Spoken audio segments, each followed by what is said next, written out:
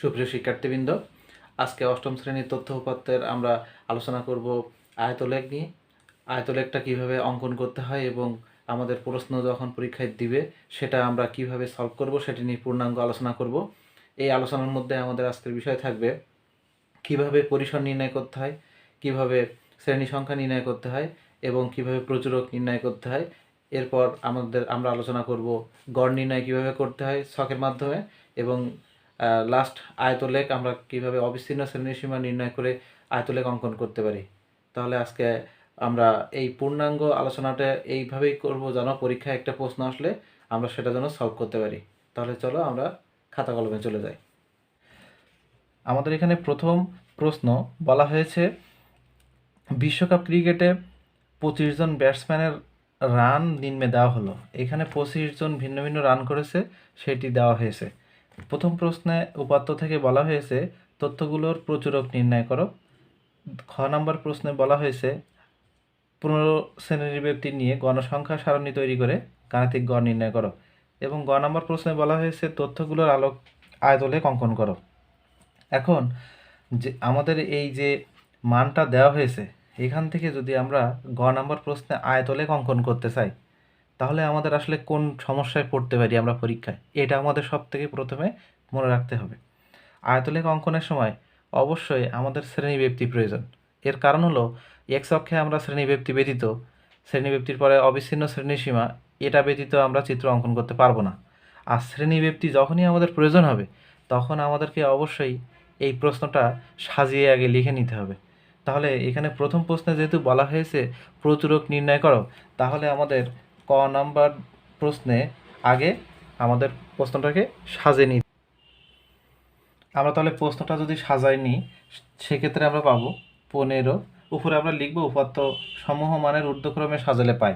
এখানে তাহলে লিখবো 15, 17, এরপর লিখবো 20, 22, এরপর লিখবো 28, 30, 31, 35, 37, 42, 43, 46, 50, 51, 55, 55, 55, 55, 59, 61, 63, 78, 84, 85, 87। পরীক্ষার সময় এই যে নিম্নক্রম থেকে ঊর্ধ্বক্রমে সাজালাম এইটা তোমাদের হয়তো বা এখান থেকে খুঁজে পেতে একটু অসুবিধা হতে পারে। এর জন্য টিপসটা হলো তোমরা প্রথমে এক দেখবে যে কোন সংখ্যার আগে এক আছে। তাহলে এখানে দেখো 15-র নিচে 1, 17-র নিচে 1, তারপরে তোমার এখানে দেখো এই দুইটা সংখ্যার বেশি আর এক নাই। এরপরে যদি 2-এ যাই তা দেখো 22, 28 আর 20, এরপরে দেখো আর 2 নাই। অর্থাৎ তোমরা পরীক্ষার সময় সাজানোর সময় প্রথমে দেখবে 1 দিয়ে কী আছে, পরে 2 দিয়ে কী আছে, এরপর 3 দিয়ে কী আছে। এটা যদি তোমরা করতে পারো তাহলে তোমাদের সাজাতে খুব দ্রুত সহায়তা করবে। এই সাজানোর পর আমাদের বলেছে প্রচুরক নির্ণয় করো। এখানে প্রচুরক মানে হলো উপাত্তের মধ্যে সবচেয়ে যে সংখ্যাটি বেশিবার সংখ্যক রয়েছে। তাহলে এখানে সবচেয়ে বেশিবার সংখ্যক রয়েছে দেখো 55, সেটা আছে 3 বার। এই 3 বার থাকার কারণে এটা হবে এই সংখ্যার প্রচুরক। তাহলে আমরা এখানে লিখতে পারি যে এখানে বিভিন্নভাবে কথাটা লেখা যায় যে 55 সংখ্যাটি 3 বার রয়েছে, এটা সর্বাধিকবার বেশি উপস্থাপন করা হয়েছে। অর্থাৎ আমরা এখানে বলতে পারি 55 হলো এই শ্রেণীর প্রচুরক। অতএব এখানে প্রচুরক আমরা লিখতে পারবো 55। খ নম্বর প্রশ্নে আমাদেরকে বলা হয়েছে 15 শ্রেণীব্যক্তি নিয়ে গণসংখ্যা সারণী তৈরি করে গাণিতিক গড় নির্ণয় করো। আচ্ছা, অনেকে বলতে পারে স্যার প্রচুরক তো আমরা এখান থেকে এমনি খুঁজেই নিতে পারি যে 55 আছে, এটা কতবার আছে আমরা এখান থেকে খুঁজে নিয়ে নিলাম। কিন্তু খ নম্বর প্রশ্ন তুমি যদি সলভ করতে চাও অবশ্যই তোমাকে না সাজিয়ে নিলে তুমি কিন্তু শ্রেণীব্যক্তি তৈরি করতে পারবে না। সেজন্যে অবশ্যই তোমাকে প্রচুরক আমাদেরকে সাজিয়ে নিয়ে প্রচুরকটা নির্ণয় করতে হবে, কারণ খ নম্বর প্রশ্নের সাথে আমাদের প্রথম প্রশ্নের একদম ডিরেক্ট সম্পৃক্ত আছে। তাহলে 15 শ্রেণীব্যক্তি নিয়ে গণসংখ্যা সারণী তৈরি করে গাণিতিক গড় নির্ণয় করো। আমাদের এখানে একটি গাণিতিক গড় তৈরি করতে হবে। আমি এখানে দেখো খ নম্বর প্রশ্ন লিখে দিয়েছি, গণসংখ্যা সারণী অথবা গড় নির্ণয় সারণী। পরীক্ষায় এখানে পড়েছে গণসংখ্যা সারণী করে গাণিতিক গড় নির্ণয় করো, অথবা কখনো প্রশ্নে আসতে পারে গড় নির্ণয় করো, 15 শ্রেণীব্যক্তি নিয়ে গড় নির্ণয় করো, এমনভাবে প্রশ্ন আসতে পারে। গণসংখ্যা সারণী নিয়ে গাণিতিক গড় নির্ণয় করতে বলতে পারে, অথবা গড় নির্ণয় সারণী তৈরি করতে বলতে পারে। এটা হচ্ছে স্যার যেভাবে মনে করবে সেভাবে দিবে। তাহলে আমরা লিখব শ্রেণীব্যক্তি, এখানে আমাদের বলেছে 15, তাহলে এখানে দিব 15 নিয়ে গণসংখ্যা সারণী বা গড় নির্ণয় সারণী। এখন দেখো এই শ্রেণীব্যক্তি আমাদের 15 নিয়ে, এইটা জানার জন্যে এই যে শ্রেণীব্যক্তি আমাদের কত, এইটা শ্রেণীব্যক্তির সাথে সম্পৃক্ত রয়েছে আমাদের শ্রেণী সংখ্যা। দেখো এইখানে আমি কয়টা ছক কেটেছি, 1টা 2টা 3টা 4টা 5টা। এই 5টা ছক কীভাবে হলো, এর জন্য আমাদেরকে শ্রেণী সংখ্যা বের করতে হবে। শ্রেণী সংখ্যা বের করার নিয়ম কি, প্রথমে আমাদেরকে পরিসর বের করতে হবে। তা আমরা পরিসর সমান কি জানি, পরিসর সমান সর্বোচ্চ উপাত্তের সর্বোচ্চ মান বিয়োগ সর্বনিম্ন মান। এখানে উপাত্তের সর্বনিম্ন মান হবে, জায়গার শর্টের কারণে আমি এভাবে লিখছি, সর্বোচ্চ মাইনাস সর্বনিম্ন যোগ 1। তাহলে এখানে সর্বোচ্চ মান কত, এখানে সর্বোচ্চ মান হলো 87 মাইনাস সর্বনিম্ন মান কত 15। এইটাকে আমরা যদি যোগ দিয়ে দিই তাহলে আমরা টোটাল পাবো কত, আমি এখানে সমান দিয়ে দিলাম। নিচে আর একটু আমাদের শ্রেণী ব্যক্তি নিয়ে সংখ্যা নির্ণয়ের জন্য কিছু দরকার হবে লিখতে, তাহলে আমরা এখানে আমাদের টোটাল কত আসবে, এখানে হলো এখান থেকে 15 থেকে 87 থেকে 15 বিয়োগ করলে হয় 72 যোগ 1, তাহলে টোটাল মান হলো 73। তাহলে আমরা পরিসর পেয়ে গেলাম। এখন আমাদের শ্রেণী আমাদের সংখ্যা নির্ণয় করতে হবে। তা শ্রেণী সংখ্যা আমরা জানি পরিসর পরিসর পরিসর ভাগ, আমরা জানি এটা লিখতে হবে পরিসর ভাগ আমাদের উপাত্তের প্রথম মান, মানে এখানে এই শ্রেণীব্যক্তি, এখানে লিখতে পরিসর ভাগ শ্রেণীব্যক্তি। তাহলে আমাদের পরিসর 73, শ্রেণীব্যক্তি 15, এটাকে আমরা ভাগ করলে হয় 4.9। মনে রাখতে হবে কখনো শ্রেণীর যে ঘর সেটা কখনো আমাদের দশমিক সংখ্যা আসবে না, কারণ একটা ঘর কখনো পরিপূর্ণ ব্যতীত ভাঙা আকারে আসে না। তাহলে আমরা এটাকে লিখতে পারি যে এটি 5-এর সমান, 4.9 অর্থাৎ 5-এর সমান। তাহলে আমরা এখানে টোটাল 5টা ঘর নিলে 15 শ্রেণীব্যক্তি দিয়ে আমাদের এই শ্রেণীটা তৈরি হবে। এই যে 5, এই 5-এর কারণে আমাদের এইখানে ছকে 5টা মান, 1টা 2টা 3টা 4টা 5টা, আর উপরে আমাদের কোন মান নিলাম সেটা লেখার জন্যে, আর নিচে আরেকটি ছক কাটতে হবে, এটা একটা মোট লিখতে হবে, এবং এইখানে লিখতে হবে গণসংখ্যার টোটাল মান কত এবং FI/XI সমষ্টির মান কত। অর্থাৎ আমরা তাহলে এখানে এই 5 অনুযায়ী টোটাল 5টা ছক নেব এবং উপরে নিব একটা ছক বেশি লেখার জন্য এখানে। তাহলে এখানে যদি 5 হয় তাহলে আমাদের টোটাল উপরে আর নিচ মিলে 7টা, যদি এখানে কখনো 7 হয় তাহলে উপরে একটি আর নিচে একটি, হবে 9টা। এইভাবে আমাদের ছকগুলো কেটে আমাদের নির্ণয় করতে হবে। তাহলে এখানে আমরা 15 শ্রেণীব্যক্তি নিয়ে যদি এখন তৈরি করি তাহলে প্রথম মান আসবে 15, এবং 15 থেকে আমরা শ্রেণীব্যক্তি নিয়ে যদি, এখানে বলেছে শ্রেণীব্যক্তি 15 নিয়ে, তাহলে 15 যদি শ্রেণীব্যক্তি নেওয়া প্রয়োজন হয় আমাদের, তাহলে এর সাথে 15 যোগ দিতে হবে। মনে করবা না 15 এর সাথে যোগ দিলে হবে 30, সেটা না, এর কারণ হলো 15 সহ 15 শ্রেণীব্যক্তি, তার মানে টোটাল আমাদের মান হবে 29। এরপর 29-এর পরবর্তী সংখ্যা হচ্ছে 30, 30-এর পরবর্তী সংখ্যা হচ্ছে 44, 44-এর পরবর্তী সংখ্যা 45, 45 থেকে 49, 59, এরপর সাথে 60, 60 থেকে আমাদের 74, এরপর আসবে 74-এর পরবর্তী সংখ্যা 75, 75 থেকে 89। দেখো এখানে আমাদের সর্বশেষে যেটা মান দেওয়া হয়েছে সেটা 87, আমরা এখানে লিমিট নিয়েছি 89 পর্যন্ত। এবার তাহলে এখানে আমরা লিখব মোট। এখন আমাদের শ্রেণী মধ্যমান নির্ণয় করতে হবে। শ্রেণী মধ্যমান নির্ণয়ের পদ্ধতি হলো আমাদের সর্বোচ্চ এবং সর্বনিম্ন এই দুইটা আমাদেরকে যোগ করতে হবে। দেখো তাহলে যোগ করি, 15 যোগ 29 ভাগ 2 অর্থাৎ 22। আমাদের এই ঘরে আসবে 22।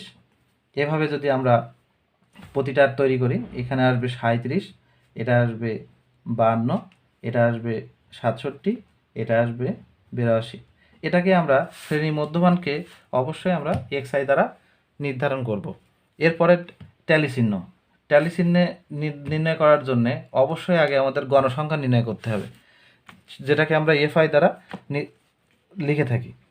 দেখো 15 থেকে 29 পর্যন্ত এখানে টোটাল আমাদের সংখ্যা আছে 1টি 2টি 3টে 4টি 5টি, তাহলে 30-এর এখানে 29 পর্যন্ত আমাদের টোটাল আছে 5টি। তাহলে আমরা এখানে কি করতে পারি, প্রথমে এই 5টিকে আমরা লিখতে পারি যে গণসংখ্যা 5।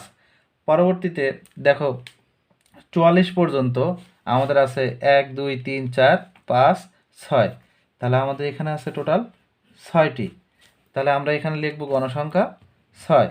এরপর আমাদের দেখো 59 পর্যন্ত আমাদের গণসংখ্যা আছে 1 2 3 4 5 6 7 8, তাহলে আমাদের এখানে রয়েছে 8টি। এর পরবর্তীতে আর দেখো 2টি রয়েছে এবং পরবর্তীতে আছে 4টি। এখন আমরা এই 5কে ট্যালি চিহ্ন দ্বারা যদি নির্ধারণ করি, তাহলে 1 2 3 4, আর এটাকে মাঝখান দিয়ে কেটে দেওয়া, এটাকে বলা হয় পঞ্চম। ষষ্ঠ, তার মানে আমাদেরকে এই সেমভাবে 5টি নিতে হবে এবং একটি বাড়ি দিতে হবে 6, এবং এরপর আছে 8টি 1 2 3 4 5, সরি এভাবে কাটবো না, আমরা একটু উল্টো করে কেটে ফেলছি ভুল ক্রমে, 5 6 7 8। এরপর হচ্ছে 2টি আর এরপর 4টি 1 2 3 4। এবার আমরা fi xi মানে শ্রেণী মধ্যমান এবং গণসংখ্যাকে গুণ করব। এই দুটাকে গুণ করলে আমাদের টোটাল আসে 110, এরপর আসে 222, এরপর আসে 416, এরপর আসে 134, এরপর আসে 328। আমরা গণসংখ্যাকে n টোটাল সংখ্যা যোগ করব, এইগুলোকে আমরা যদি যোগ করি টোটাল আমাদের এখানে মান আসবে 25। এবং fi xi এটাকে যদি আমরা যোগ করি, তাহলে আমরা এটাকে লিখব summation of f1 x1 equal, এটাকে যোগ করলে টোটাল আসবে 1210।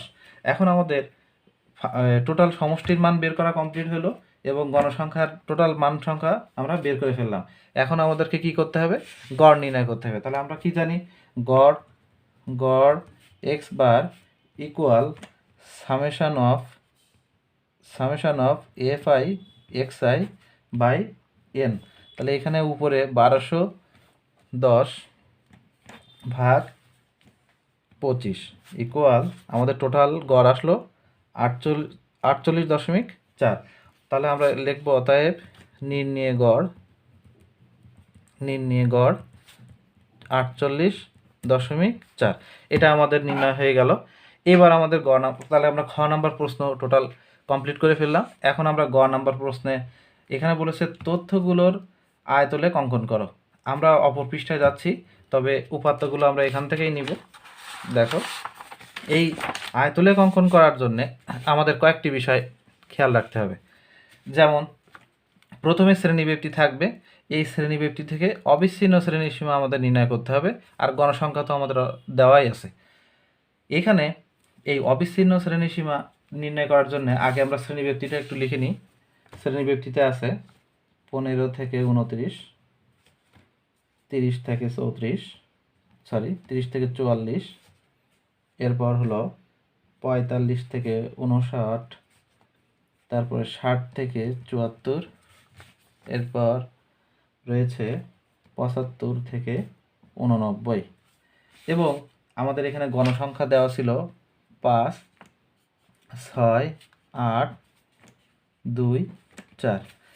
এই শ্রেণী অবিচ্ছিন্ন শ্রেণী সীমা এইটা নির্ণয় করার অর্থ হলো আমাদের এই যে শ্রেণী সীমা রয়েছে এ ব্যতীত অন্য কোনো দশমিক বা অন্য কোনো মান আছে কি না এইটার দেখার জন্য আমরা অবিচ্ছিন্ন শ্রেণী সীমা বের করে থাকি। অবিচ্ছিন্ন শ্রেণী সীমা বের করার নিয়ম হলো প্রথম শ্রেণীব্যক্তির আমাদের যে সর্বোচ্চ মান এবং দ্বিতীয় শ্রেণীব্যক্তির যে প্রথম মান বা সর্বনিম্ন মান, এটা আমাদেরকে বিয়োগ করতে হবে। বিয়োগটা কীভাবে? যে দ্বিতীয় শ্রেণীব্যক্তির সর্বনিম্ন মান বিয়োগ প্রথম শ্রেণীব্যক্তির সর্বোচ্চ মান। দেখো বিয়োগ না, আমরা এটা করব না, এটা হচ্ছে সরি, এটা মিস হয়েছে। এটা করব আমরা দ্বিতীয় শ্রেণীব্যক্তির প্রথম মান যোগ দ্বিতীয় শ্রেণীব্যক্তির সর্বোচ্চ মান ভাগ 2। অর্থাৎ দেখো এখানে 29.5 এসছে। তাহলে আমরা এখানে এই 29, এটাকে আমরা লিখতে পারি 29.5। এই কারণে এটা যেহেতু অবিচ্ছিন্ন শ্রেণীসীমা 29.5, দেখো এটা কিছু 0.5 বেড়েছে। আর আমাদের এখানে বলেই দিয়েছে শ্রেণীব্যক্তির মান টোটাল ছিল আমাদের 15। তাহলে 15 যেহেতু এখানে আমাদের শ্রেণীব্যক্তি যেহেতু 15, তাহলে আমরা এখানে 14.5 যদি লিখি 14.5, তাহলে আমরা টোটাল মান এখানে 15 পার্থক্য পাবো। এই কারণে আমরা এখানে লিখব 14.5।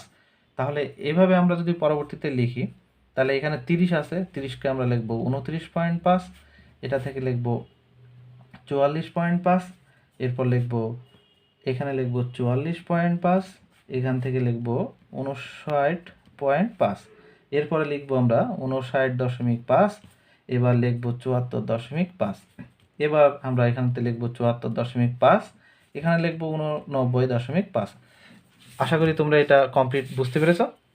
এখন এই অবিচ্ছিন্ন শ্রেণী সীমা আর শ্রেণীব্যক্তি আর গণসংখ্যা, এটা দিয়ে আমাদের প্রশ্নে এখানে পড়েছিল যে তথ্যগুলোর আয়তলেখ অঙ্কন করো। তাহলে আমরা এই তথ্যগুলো দিয়ে যদি আয়তলেখ অঙ্কন করতে চাই, আমাদের প্রথম যেটা কাজ করতে হবে, কয়েকটা বিষয় আমাদেরকে জানতে হবে।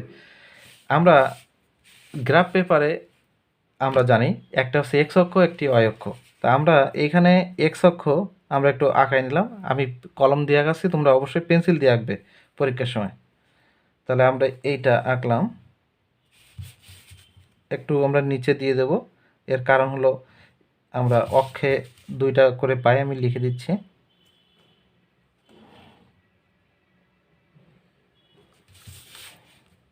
এটাকে আমরা লিখবো এক্স অক্ষ, এটাকে লিখবো ওয়াই অক্ষ। ওয়াই অক্ষের নিচেরটা হচ্ছে ওয়াই প্রাইম, আর এক্স অক্ষের বাম দিকে এক্স প্রাইম। এর কারণ হলো এটা নেগেটিভ দিক, এটা নেগেটিভ দিক, এই দুইটা হচ্ছে পজিটিভ দিক। এখন আমাদের এইখানে দেখো অবিচ্ছিন্ন শ্রেণী সীমা, তাহলে সীমাগুলো আমরা এক্স অক্ষ বরাবর লিখি। তাহলে আমরা লিখে নিই। এখন প্রশ্ন এইখানে, তাহলে আমাদের স্টার্টিং যদি হয়, তাহলে এখানে অবশ্যই 0 বিন্দু দিতে হবে। এখানে লিখব 14.5 থেকে 29.5, এরপরে লিখব 29.5 থেকে 44.5, এরপর লিখব 44.5 থেকে 59.5, এরপর লিখব 59.5 থেকে 74.5। এরপর আমরা লিখব, এখানে একটি দাগ কমে গেছে, একটু আগে নিলে সুন্দর হতো, 74.5 থেকে 89.5। এক্ষেত্রে আমরা এক্স অক্ষটা আর একটু বাড়িয়ে দিতে হবে। এখানে চিত্র একটু ছোট হয়ে গেছে, গ্রাফ পেপারটা ছোট হওয়ার কারণে এরকম লাগছে। ওকে, এটা এক ঘর আমি যদি এই পাশে নিয়ে নিতাম তাহলে আর অসুবিধা ছিল না। তোমরা পরীক্ষার সময় একটু আগায় নেবে তোমাদের চিত্র অনুযায়ী। এখন দেখো আমাদের এই ছকটা বোঝা দরকার। এইখানে আমরা যেটা লিখলাম, এটা লিখলাম অবিচ্ছিন্ন শ্রেণীসীমার মান। তাহলে এখানে আমরা লিখতে পারি অবিচ্ছিন্ন শ্রেণীসীমা। অবিচ্ছিন্ন শ্রেণীসীমা, এখানে একটা অ্যারো চিহ্ন দিব। আর এই পাশে আমাদের লিখতে হবে গণসংখ্যার মান, এটা একটা অ্যারো চিহ্ন দেব। এখন গণসংখ্যা আমরা লেখার ক্ষেত্রে আমাদেরকে মনে রাখতে হবে সর্বোচ্চ মান কত, সর্বনিম্ন মান কত। দেখো সর্বনিম্ন মান হচ্ছে 2 আর সর্বোচ্চ মান হলো 8। তাহলে আমরা এখানে সর্বোচ্চ যদি 10 পর্যন্ত রাখি, তাতে আমাদের কমপ্লিট হয়ে যাবে। তাহলে আমরা এখানে, আর এখানে নিয়ম সর্বনিম্ন 5-এর নিচে লেখা যায় না। তাহলে এখানে 5, এখানে 10, আমরা 15 পর্যন্ত রাখলাম। এই পর্যন্ত রেখে এখন হলো আমাদের এই ঘরের মান নির্ণয়। দেখো এখানে 0 থেকে এই পর্যন্ত আমরা 14.5 থেকে 29.5 এসছি, বাট এটা কিন্তু প্রতিটা ঘরের মান আমরা লিখিনি। যেহেতু আমরা লিখিনি, তাহলে আমাদেরকে এখানে কি করতে হবে, এখানে ভাঙা চিহ্নের মাধ্যমে আমাদেরকে দাগিয়ে দিতে হবে। ঠিক আছে, এবার আমাদের দেখো টোটাল ঘর সংখ্যা কয়টা, 1টা 2টা 3টা 4টা 5টা, 1টা 2টা 3টা 4টা 5টা, এখানে 6টা ঘর রয়েছে।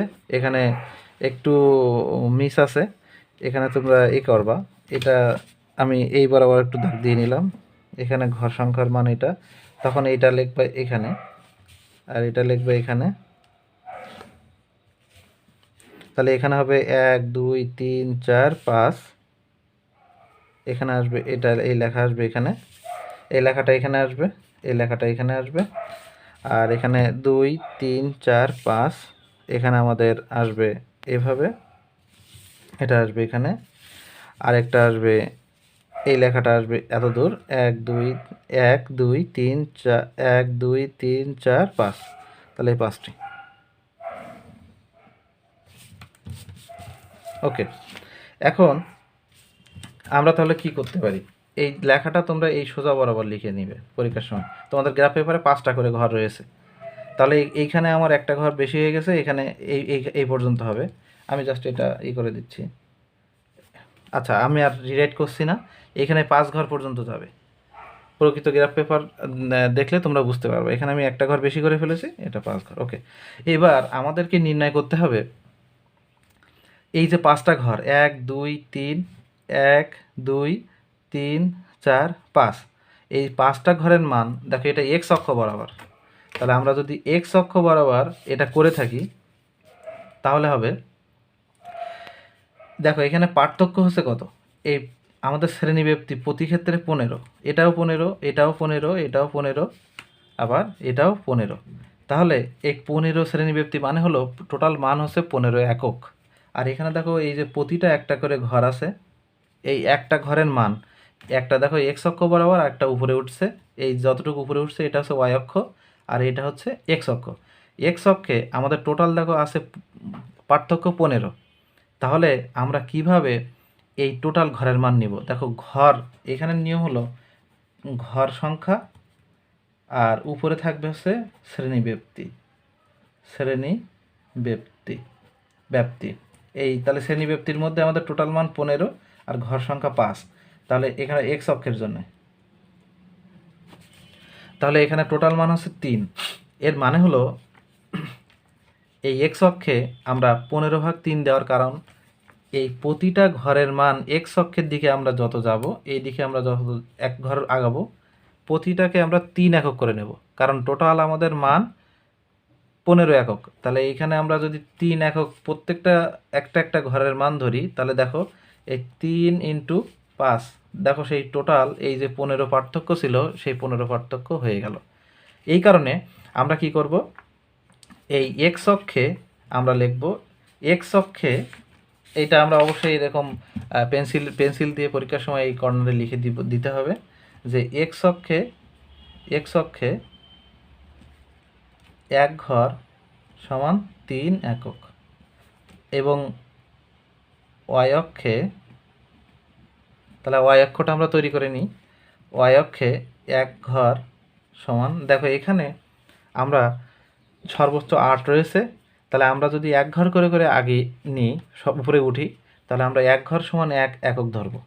ধরলে আমাদের সুবিধা কি, প্রতিটা ঘরের মান আমরা 1 একক করে গুনবো। তাহলে প্রথমটা যদি 5 হয়, তাহলে উপরে উঠবে 5 পর্যন্ত, এরপরে যদি 6 হয় তাহলে 6 পর্যন্ত, কারণ আমরা প্রতিটা ঘরের মান একটা একটা ঘরের মান 1 একক করে নিয়েছি। তাহলে আমরা প্রথমে এখানে করতে পারি 5 একক উঠবে, তাহলে আমাদের প্রথমে হবে এই পর্যন্ত 1 2 3 4 5, তাহলে আমাদের প্রথম দাগ হবে এই পর্যন্ত। দ্বিতীয় আমাদের বলেছে মান আছে কত, 6, তাহলে 6 যদি হয়, তাহলে এখান থেকে আমরা এক ঘর উপরে উঠবে, এক ঘর যদি আমাদের উপরে উঠে তাহলে কি হবে, তাহলে 1 2 3 4 5 6, ঠিক আছে। আমরা এখানে যখন পেন্সিল দিয়ে আঁকবো, তখন আমরা এরকম করে দিব। আর এখানে আমরা এরকম দাগ চিহ্ন দিয়ে এটা পূর্ণ করে দেব। এর পরবর্তীতে আমরা এটা দাগ দিব, বা অন্যভাবে তোমরা পেন্সিল দিয়ে দাগ দিতে পারো, কোনো অসুবিধা নেই। এরপরে আছে এখানে 44.5 থেকে এই ঘরে আমাদের টোটাল মান রয়েছে 8টি। তাহলে আমরা 1 2 3 4 5 6 7 8 আমাদের এই পর্যন্ত মান আসবে। তাহলে আমরা এখানে দাগ দিব 8টি, এবং তাহলে এটাকে আমরা এখন পূর্ণ করব।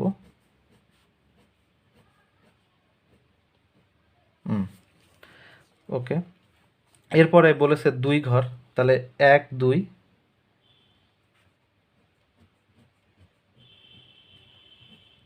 এটা তোমরা বিভিন্নভাবে দিয়ে কাটতে পারো। এরপরে বলেছে 4 ঘর, তাহলে আমরা এখান থেকে উঠবো 4 ঘর, 1 2 3 4। তাহলে আমরা এখানে 4 ঘর নিব, 1 2 3 4 5, 1 2 3 4 5। তাহলে এখানে আমরা এটা ক্লোজ করব, ব্যাস। এখানে 5 ঘর আমরা এরকম থাকবে, উপরের দিকে যাবে। এই হলো আমাদের টোটাল লেখচিত্র। এবং দেখো, এটা অঙ্কন করার পরে এখানে একটু জায়গা সংকটের কারণে এটা এমন লাগছে, তোমাদের চিত্র যখন তোমরা আঁকবে তখন কমপ্লিট হয়ে যাবে। তবে মনে রাখতে হবে, এই অঙ্কনটা করার পর দেখো এই টোটাল চিত্রটা আয়তের মতো দেখাচ্ছে। এই কারণে এই চিত্রের নাম অনুযায়ী এই প্রশ্নকে বলা হয় আমাদের আয়তলেখ অঙ্কন। আর এখানে একটি কথা মনে রাখতে হবে, এইখানে লিখতে হবে এই ছকের পূর্বে, ছক কাগজের এক্স অক্ষে অবিচ্ছিন্ন শ্রেণী সীমার, দেখো এই অবিচ্ছিন্ন শ্রেণী সীমার 3 একক সমান 1 ঘর নিয়েছি, এবং ওয়াই অক্ষে গণসংখ্যা 1 একক সমান 1 ঘর নিয়ে আয়তলেখ আঁকা হলো।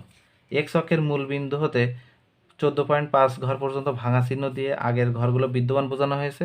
দেখো এই আগের ঘরগুলোকে আমরা ভাঙা চিহ্ন দিয়ে বুঝিয়েছি। এখানে ভুলক্রমে একটা ঘর হয়ে নেওয়া হয়েছে, এটা জাস্ট নেট থেকে নিয়ে প্রিন্ট দেওয়া, এই কারণে এমন লাগছে। এই পর্যন্ত। পরবর্তীতে আমরা অন্য কোনো ভিডিও দেখার আমন্ত্রণ জানিয়ে এখানে শেষ করছি। আশা করি এই প্রশ্নের মাধ্যমে তোমাদের অবিচ্ছিন্ন শ্রেণীসীমার যে পূর্ণ সমস্যা সেটি অবশ্যই তোমরা সলভ করতে পারবে। আর এখানে তোমার যেহেতু একটা কথা নোট দিয়ে বলে নিই, এখানে 1 ঘর সমান 3 একক তুমি নিয়েছো। এখানে যদি তুমি দেখো যে এই মাঝখানের শ্রেণীব্যাপ্তি, এই প্রশ্নে যদি এখানে বলে দেয় যে শ্রেণীব্যাপ্তি 10 নিয়ে, যে শ্রেণীব্যাপ্তি 10 নিয়ে গণসংখ্যার সারণী তৈরি করে গাণিতিক গড় নির্ণয়, এরপরে সেই অনুযায়ী তথ্য নিতে 10 যদি হয়, তাহলে কিন্তু আমরা তখন কি করব, এক্স অক্ষে 10, আর এখানে তুমি টোটাল ঘর সংখ্যা কতটা, 5টা, তাহলে 10 ভাগ 2, 10 ভাগ 5, তার মানে 2 একক। তখন তুমি এখানে কিন্তু লিখবা, যদি তোমার শ্রেণীব্যাপ্তি 10 নিয়ে লিখতে বলে তখন কিন্তু তুমি লিখবা এক্স অক্ষে অবিচ্ছিন্ন শ্রেণীসীমার 2 একক সমান 1 ঘর নিয়ে, এবং ওয়াই অক্ষে 1 একক সমান 1 ঘর নিয়ে আয়তলেখ অঙ্কন করা হলো। এছাড়া চিত্র যখন অনেক বড় হয়, 15 না দিয়ে যদি এখানে স্টার্ট হতো এরকম 10 40 60 90 এমন যদি হতো, তখন আমরা প্রতি ঘরের মান যদি 2 একক বা 3 একক করে নিই, তখন আমরা এখানে দেখাচ্ছে এক ঘর সমান 5 একক যদি নিই, মানে আমাদের এখানে বেশি যদি থাকে, তখন আমাদের নিয়ম হলো, মনে করো এখানে টোটাল আমাদের এই পাশে এমন উঠেছে, এটাকে উঠেছে 60, আচ্ছা স্টার্টিং ধরি 0 10, আর এখানে মনে করো আছে 20, এখানে 30 40, মনে করো 40 পর্যন্ত সীমা দেওয়া আছে। তখন দেখো এইখানে টোটাল ঘরের মান 1 2 3 4 5, তখন তুমি এই যে 5 ঘরে উঠতেছো এটা ওয়াই অক্ষে, তখন কিন্তু ওয়াই অক্ষে 1 ঘর, এই যে 1 ঘর সমান এইখানে তখন লিখতে হবে 2 একক। এর কারণ হলো এই এককটা হলো প্রতিটা ঘরের মান তুমি কত করে ধরছো, এখানে তুমি 0 থেকে দেখো একবারে 10 ধরছো, কিন্তু প্রকৃতপক্ষে ঘর সংখ্যা 5টি। এই কারণে তোমার 1 ঘর সমান 2 একক ধরে নিতে হবে। আর পরবর্তী কোনো সমস্যা থাকলে তোমরা কমেন্ট বক্সে জানিয়ে দিবে, আমি সেটা সলভ করে তোমাদেরকে জানিয়ে দেবো। আশা করি তোমাদের পরীক্ষা ভালো হবে, আয়তলেখ নিয়ে কোনো সমস্যা থাকবে না। এইখানেই আমি আজকে ক্লাস শেষ করছি। সবাইকে ধন্যবাদ।